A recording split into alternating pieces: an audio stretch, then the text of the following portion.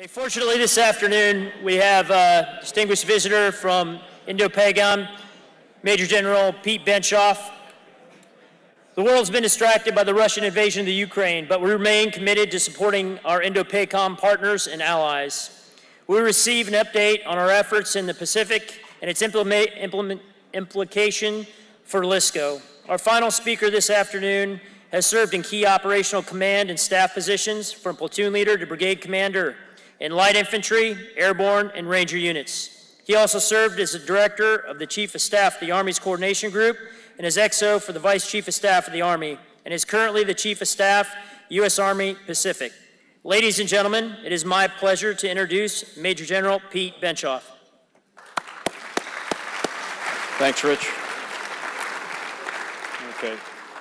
Can you all hear me out there? Can I get a thumb from somebody in the upper deck there? Okay, good. Hey, I'm going to stay from the podium here, and I think I made the couple cardinal errors. I tried to introduce animation into PowerPoint, which fails as you come across the Pacific Ocean, and so I'm going to bunker in here behind this podium here. General Buzzard, thanks for extending the invitation to USARPAC to come out here, and I am mindful that I am the last speaker of the day, and there's a lot of interesting things out there to see in the displays in the hallways. So I'll try to go fairly quickly, pace my way through this, and be mindful of the countdown timer. Let me take you through a couple things. I want to really explain what's up here on the chart here about land power being joint power, and that should resonate with everybody in here. It's been true in the past, and it's going to be true in the future. I also want to walk you through the theater. I'll talk about the threats that we have. We've got about 4 of them in the theater, and really talk about, with the spirit of where this conference is, thinking about where we're going in the future. So if you can go to the next slide, please. So if you read that quote, that was actually written, and that was printed. If you do the build, please. So that's an article that's describing a unit that was coming, or actually going to the Louisiana maneuvers. And it postulated that World War II, as it was already brewing, was going to be an air and sea fight. And sadly, this thought persists out in the Pacific Theater. Next build. So, while we want the future fight not to happen because we want to be successful with our deterrence, and if we fail in that deterrence, we would love for it to be a naval and air fight, but history has really told us that that's not going to happen. We will have land forces involved, and we will probably have a lot of them. So as you look at the center of the chart there, you can see 6 Army Corps that were deployed in the Indo-Pacific region, 22 Army divisions. We have 2 of those now. That are permanently assigned in the AOR. Also, over 370 amphibious operations or logistical or support operations conducted over the sea. A significant contribution, and that bottom picture in the right-hand side shows us bringing armored vehicles over the shore. Now, I don't know if we're going to do amphibious operations again in the future, but if history tells us anything, we might do 1 or 2, and we've got to be ready. And that's a capability that we have not exercised much in the Army, and the Marines, as you all know, have divested of their armored vehicles. That is a mission that folks here in this room and at this post can help us out tremendously with thinking about how we're going to get proficient in that very rapidly. It's a significant gap that we have. So moving on, let's do the next slide, please. So if you look at this theater and you're hold your hands up there and frame that slide. When you look at it from a U.S. perspective, with the West Coast on the right-hand side of that chart, you see a lot of blue in there, and that's how America traditionally sees this theater.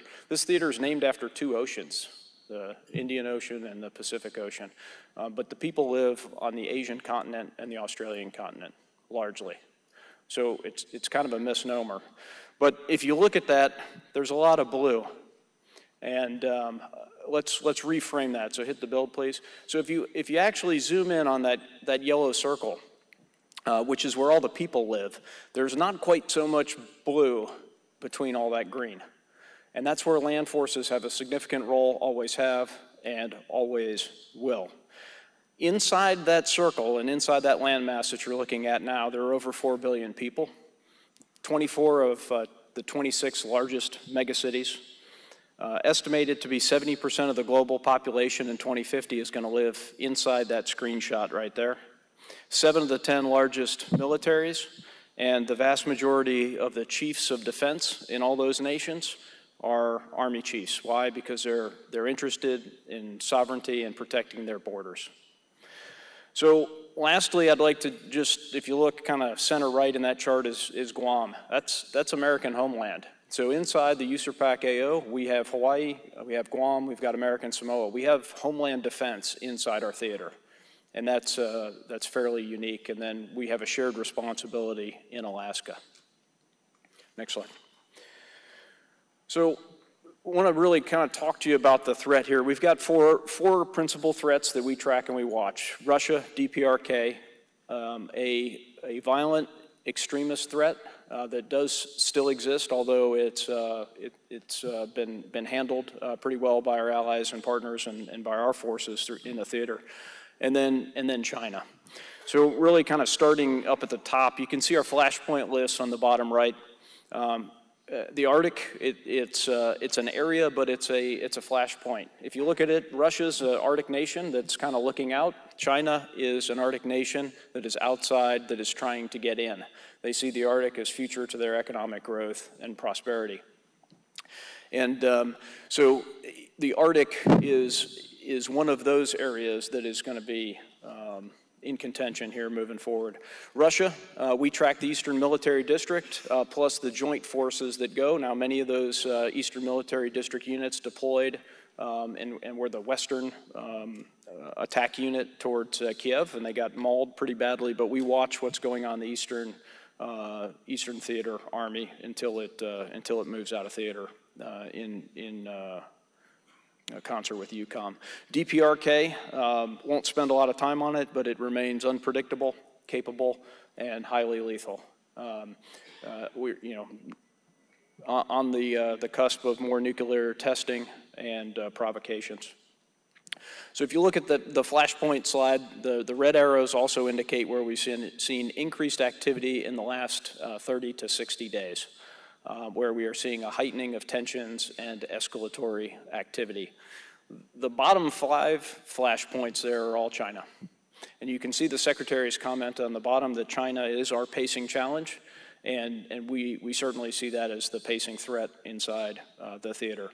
And while the attention really goes into those 2 red areas that you see, East China Sea, South China Sea, all basically in a ring around China. There are flashpoints, territorial disputes, economic disputes, disputes over water, borders, sovereignty, and I also just draw your attention to India on that side. We've seen a massive increase in military activity along the line of actual control by both the Indians and the Chinese.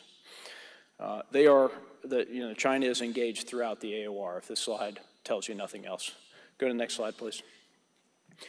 So this is, we've talked a lot about Ukraine here for the past 2 days, and so that inset map there is to put the continent of Europe in perspective to the theater and the challenges that we have. And I think General Rainey mentioned this yesterday. He said there's a tyranny of distance in the Pacific. So Europe fits kind of over the Philippines down to Thailand and the island of Borneo in Indonesia. Doesn't even scratch into Australia, doesn't even hit much of China. It is a massive theater. You can see some of the distances that are shown on the chart on the right. And what I will say is that China has an advantage of interior lines. And they have a significant time and distance factor with respect to those flashpoints and areas of concern inside the theater. And while it's not on this chart, it's also interesting to note when we talk about forces and our disposition is the fact that it is closer from Alaska to Norway than Fort Bragg to Norway, and it's closer from Alaska to the Southwest Islands of Japan than it is from Hawaii to Japan. So a key strategic location. So folks might be asking why 11th Airborne Division, and that kind of answers that question. Go to the next slide, please.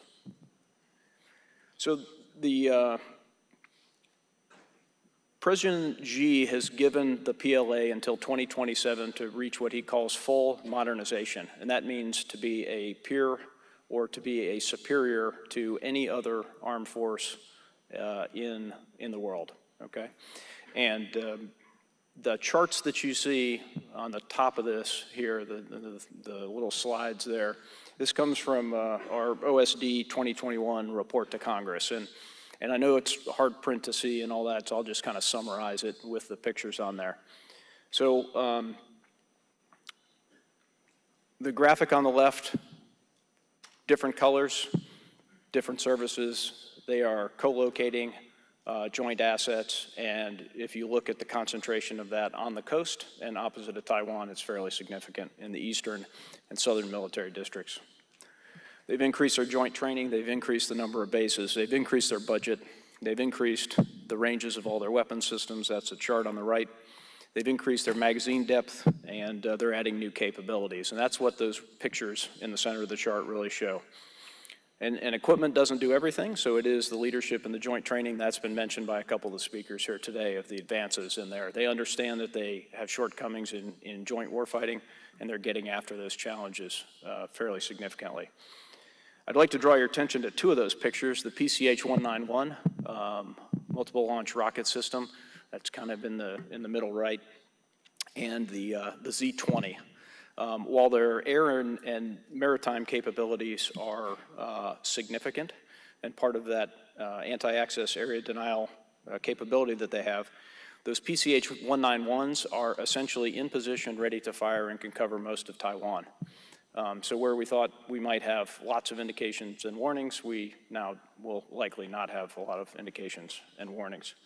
Also, the Z-20 is interesting because although the Chinese have been really ramping up their amphibious operations and their amphibious capabilities, their amphibious ships, they've also added the roll-on, roll-off capability, and they've also figured out ways to adapt and modify conventional roll-on, roll-off ships to actually carry and put their amphibious ships or their amphibious vehicles into the water.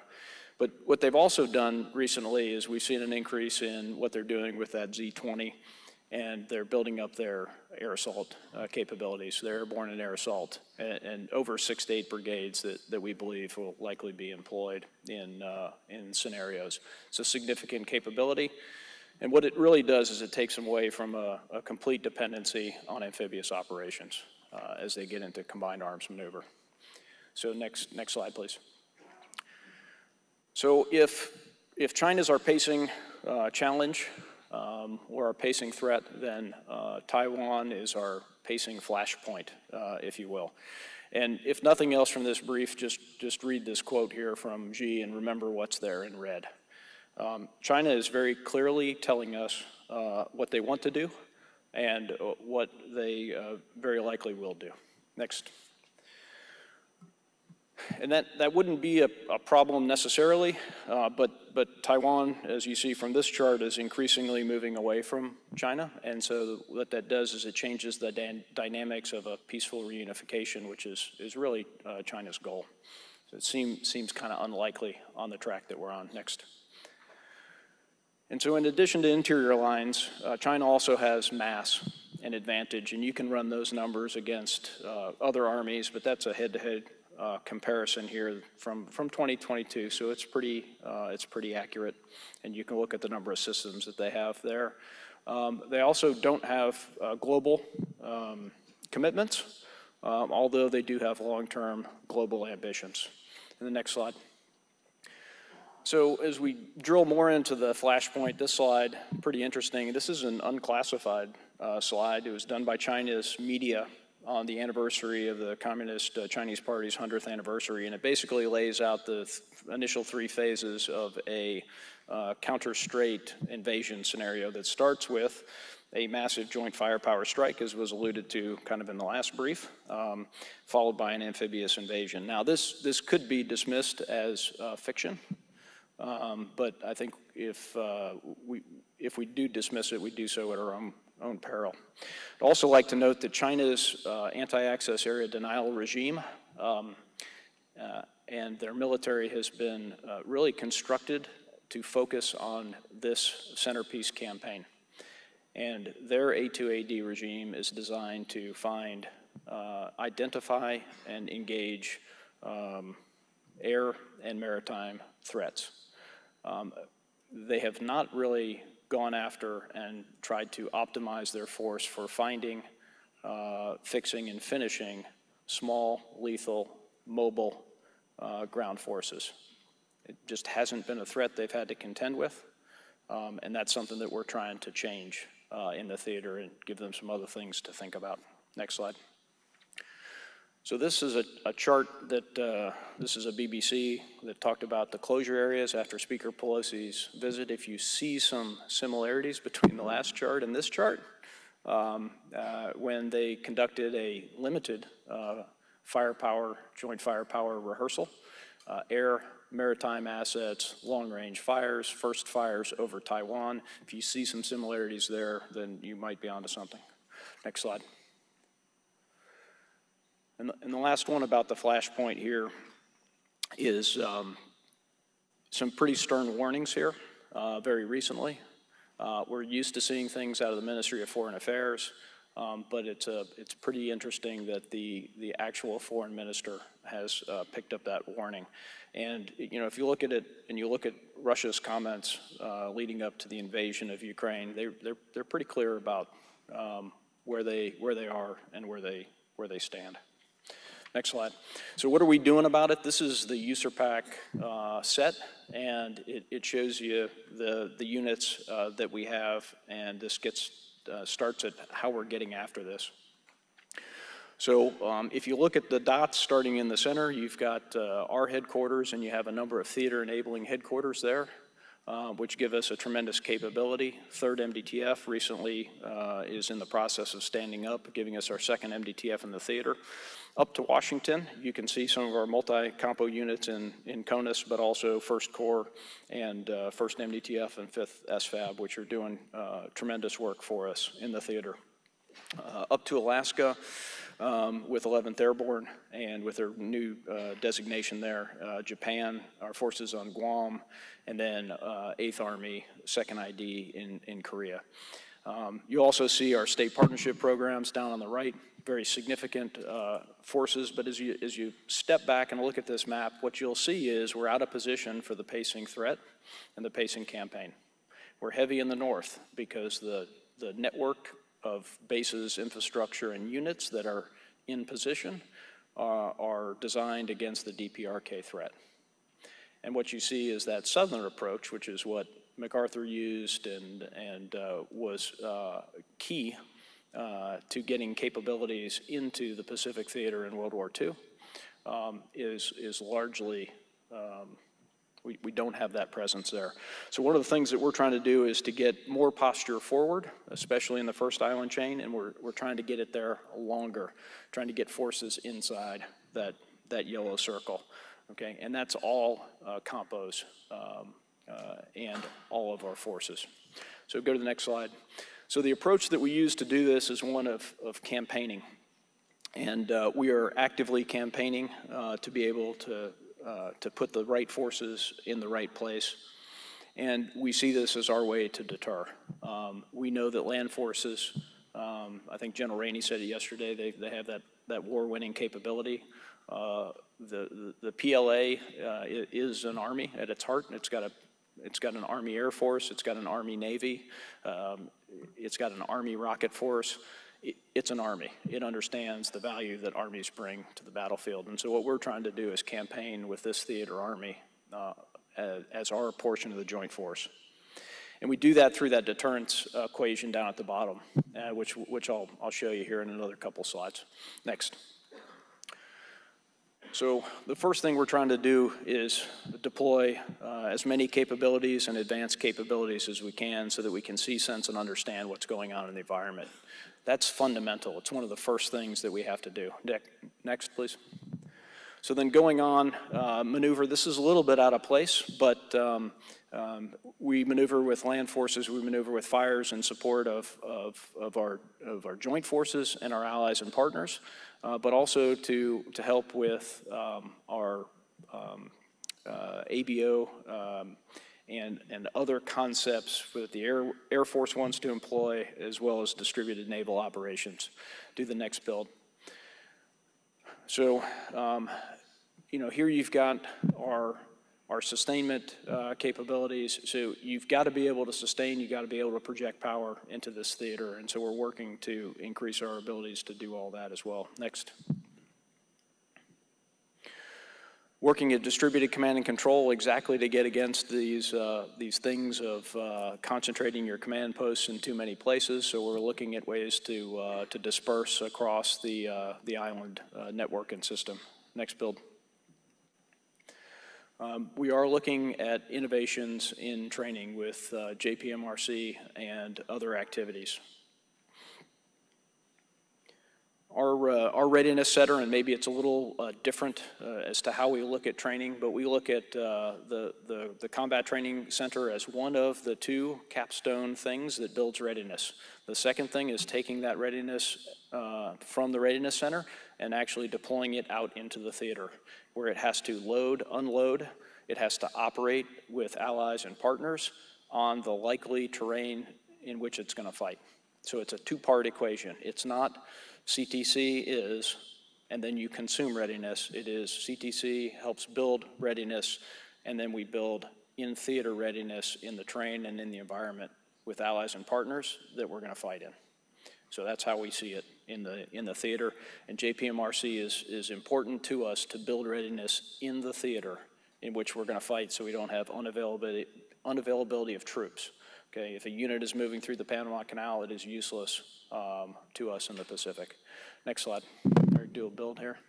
Okay, and then we have a campaign of learning. We're doing the Unified Pacific War Game, which is another thing. We had a joint war game, massive war game that built off the Navy's global series of war games that is helping us to identify other warfighting gaps that we have, both in the maneuver space, but also in logistics and other areas. And next build. So when you look at it all together, we are trying to get as much of that capability in as much of those areas as we can and get that deployed into the first island chain. Next. So posture is important for us. So this gets into our APS and our Army watercraft. We don't have enough of either, and we have to have more to project forces. On the left, you see that graphic really summarizes what's pathways. Okay, what Operation Pathways is for us, that it is essentially posture. So when you think it's an exercise and we're going out to do some training, that's, yes, we do that. But for us, it's actually posture without MILCON and without basing. This is where we're working with allies and partners, and we're taking as much combat credible forces as we can, getting it as far into theater as we can for as long as we can. Okay, and in some cases, we're aligning that to the periods where the sea states might be favorable to activities in the region. So using a baseball analogy, what we're trying to do is take a really, really, really deep lead off first base, okay? Taking a lead off the tib fid. And so it's not exercises. Think of pathways as posture. Think of it as rehearsals and reconnaissance. What that pathways does for us is it gets us 31 posture operations inside 33 countries annually, plus or minus a little bit, gives us 100 subject matter expert exchanges with allies and partners, 54 SFAB teams moving in 10 plus countries, building a lot of capability.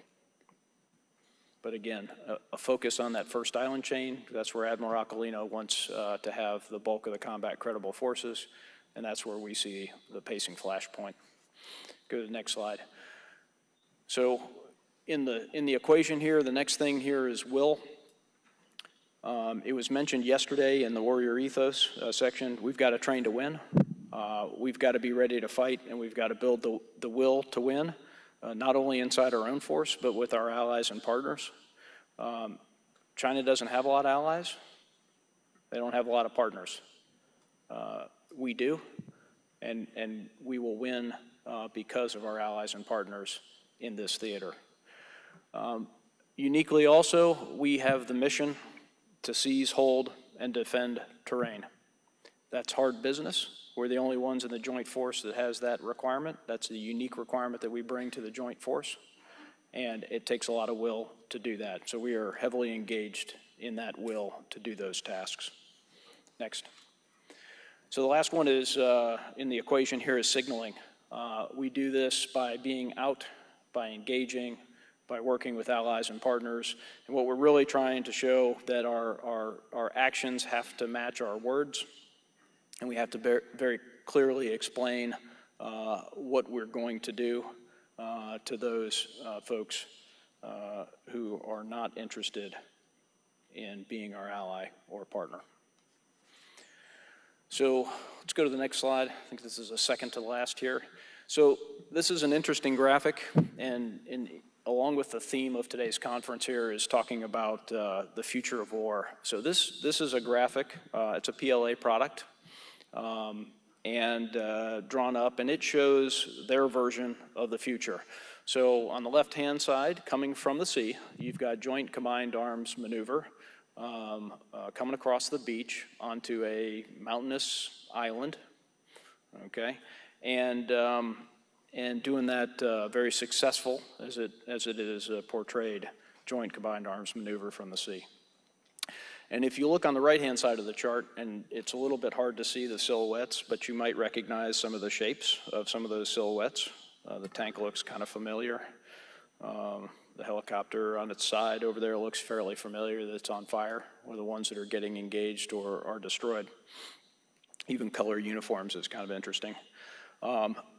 China is signaling, and they certainly have USARPAC's attention, Indo-PACOM's attention, and we were watching very closely to make sure that their vision of the future of war does not happen. So next slide here. So what are we doing about it? And so through those exercises, through our deterrence campaign, we really want to deter. And this is the mission and how we see the future. Indo-PACOM has told us to think, act, and operate differently, and General Flynn has echoed that comment. We're going to do that differently in every area and every warfighting function that we can out in the theater, and we're doing it at speed, and we will not settle for the status quo. So very much like the last set of briefers, we are asking the hard questions. We are looking for answers to come from the private through the general, because we've got quite a problem. We are at a time, range, mass, magazine depth deficit, and we're going to have to be pretty creative on how we overcome that out in the theater. So the next slide. So kind of leave you, do the build on this one. So this is, our boss has challenged us to win on our watch, and really, what does that mean? Well, I kind of mentioned before, I'm not sure exactly how much time's on the clock. Whether it's 2027 or it's 2025, 2024, but the fact is what we do now is going to set the condition for success. So covered a little bit there across the broad theater, but again, thanks for the opportunity to give you an update on what we're doing, what we're seeing, and where we're going. Thank you.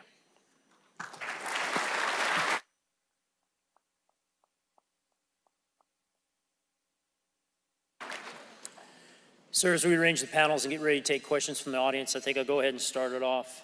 Sir, from the Indo-PACOM perspective, as we watch what's going on in the Ukraine and Russia and how the U.S. is working with its partners and allies, can you tell us what lessons learned from your headquarters that you're gleaning from what is currently going on in terms of interoperability, communication, and specifically, as it was addressed today, authorities, and then how you're communicating that back to your partners to lean forward on what potentially may be coming in your AOR? Yeah, I think a macro answer first is a lot of our allies and partners were asking, you know, hey, are you going to get sucked into Europe? Are your forces leaving the Pacific to go to Europe? And thankfully that's been no. So that has been a key concern. I think some other realizations are coming from allies and partners. If you look at it, the example Garuda Shield, which is usually a mill, Usually it's an Army-to-Army exercise with us and the Indonesians, kind of a bilateral exercise. This year had about 14 nations that came to that. So our allies and partners are also seeing a greater desire and a greater interaction to work with each other. And that's not just them through us to other nations, but we are seeing in the areas where we don't have NATO, I think allies and partners may see the value of NATO-like agreements and NATO-like behaviors, which we don't have. And so what we're seeing is organically nations in the region are getting together on their security. Thank you, sir. I believe we have a question from panel one. Sir, Chuck Burnett, Special Operations Center of Excellence. What I'd like is just your thoughts or some of the challenges or considerations you're seeing from your perspective with regard to the integration of Army maneuver and Army special operations, specifically Special Forces, Civil Affairs, and Psychological Operations. Thanks. So I think, this is it's an important area we've got to leverage. And when we talk about ground forces and we talk about land forces and those, land forces are Army, Marines, and SOF. And SOF has been quite active in theater. Generally, I think they've had a pretty large focus on maritime type activities because, again, there's a lot of blue on that map. So I think we've got to get more of our green SOF activities going inside the theater, and I know that is happening. So it's looking for the right opportunities to do that. And I know our special operations leadership has been focused on how we can increase.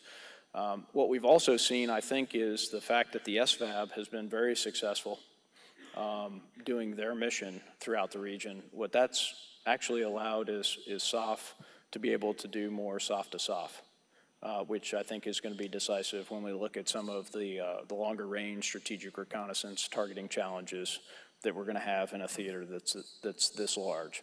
So there's a lot of opportunity as well. Thank you, sir. Other questions from the panel? In the back.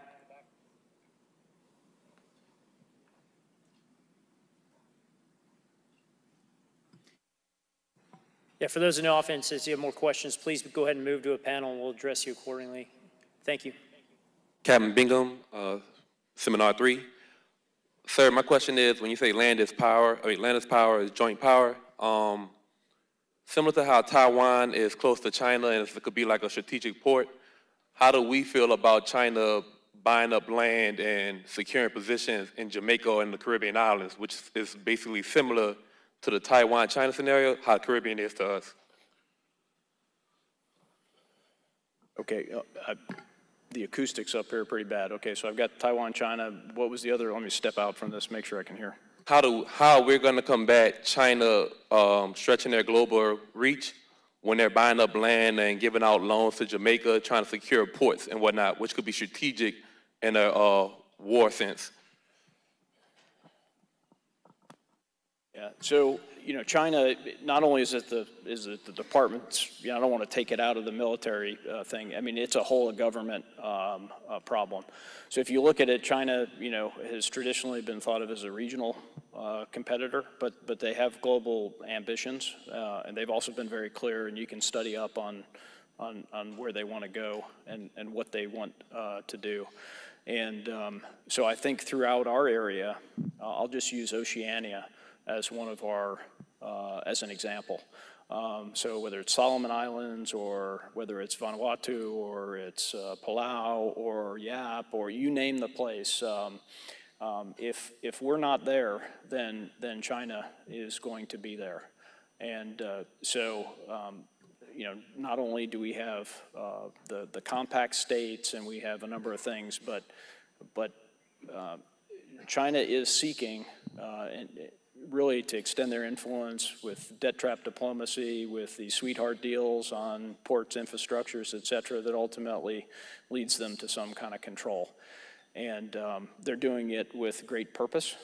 and they're doing it for their own reasons. So while the military at this stage does not have a direct responsibility to counter, we are trying to do everything we can inside the AO to make sure that we've got joint forces that are engaging in all those countries. Now, the stuff that's in other COCOMs, we're working with the department on China's reach globally, but they've got global aspirations, and the more clear-eyed we are to that, I think the better we'll all be. Any further questions? Well, Major General Benchoff, we truly appreciate you taking time out of your schedule to be here today and enlightening us on what's going on in the Indo-PACOM region. Thank you very much. Ladies and gentlemen, please thank you.